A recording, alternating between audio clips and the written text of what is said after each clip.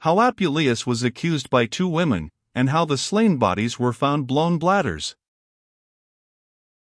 When this was done, out came a woman in the middle of the theatre arrayed in mourning vesture, and bearing a child in her arms.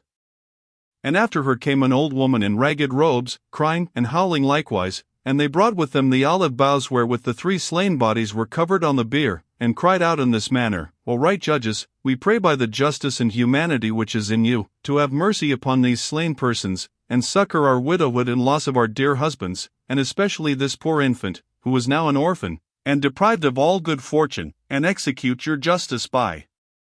order and law, upon the blood of this thief, who is the occasion of all our sorrows. When they had spoken these words, one of the most antient judges did rise and say, touching this murder, which deserveth great punishment, this malefactor himself cannot deny, but our duty is to inquire and try out, whether he had coadjutors to help him.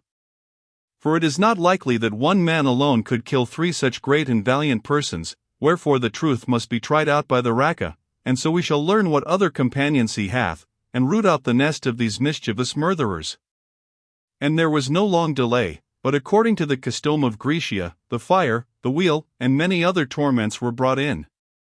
Then my sorrow increased or rather doubled, in that I could not end my life with whole and unperished members. And by the old woman, who troubled all the court with her howling, desired the judges, that before I should be tormented on the raca, I might uncover the bodies which I had slain, that every man might see their comely shape and youthful beauty, and that I might receive condign and worthy punishment, according to the quality of my offense. And therewithal she made a sign of joy. Then the judge commanded me forthwith to discover the bodies of the slain, lying upon the bier, with mine own hands, but when I refused a good space, by reason I would not make my fact apparent to the eyes of all men, the sergeant charged me by commandment of the judges, and thrust me forward to do the same.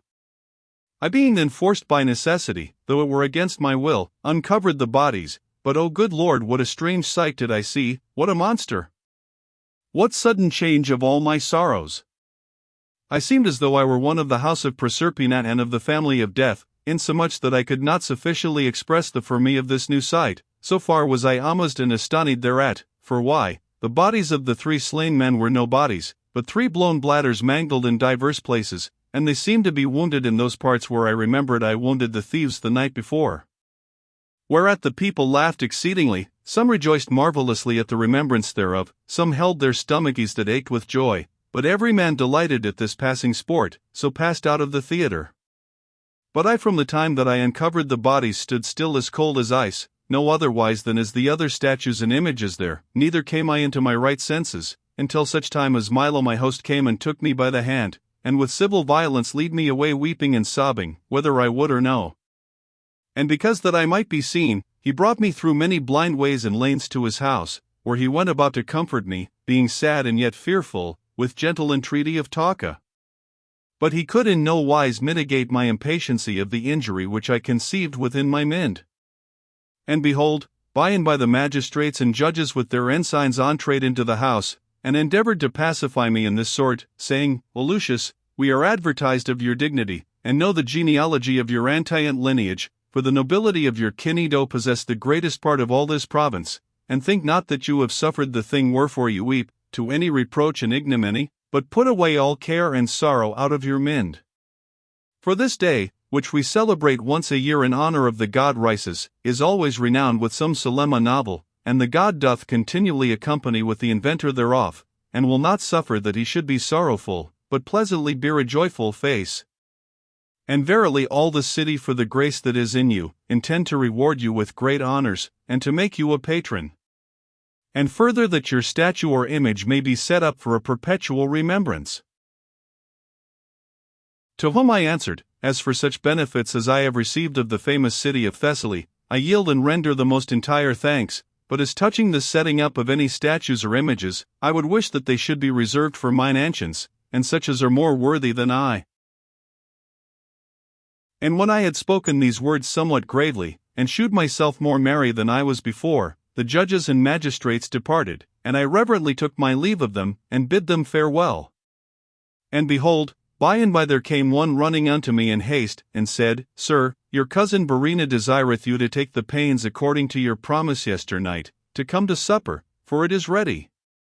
But I, greatly fearing to go any more to her house in the night, said to the messenger, My friend, I pray you tell to my senior mistress, that I would willingly be at her commandment, but for breaking my troth and credit.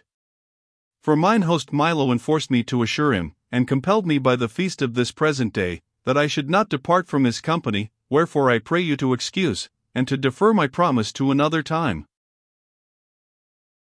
And while I was speaking these words, Milo took me by the hand, and led me towards the next bane, but by the way I went couching under him, to hide myself from the sight of men, because I had ministered such an occasion of laughter.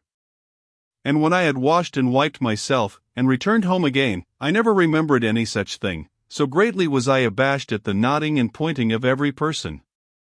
Then went I to supper with Milo, where God wot we fared but meanly. Wherefore, feigning that my head did ache by reason of my sobbing and weeping all day, I desired license to depart to my chamber, and so I went to bed.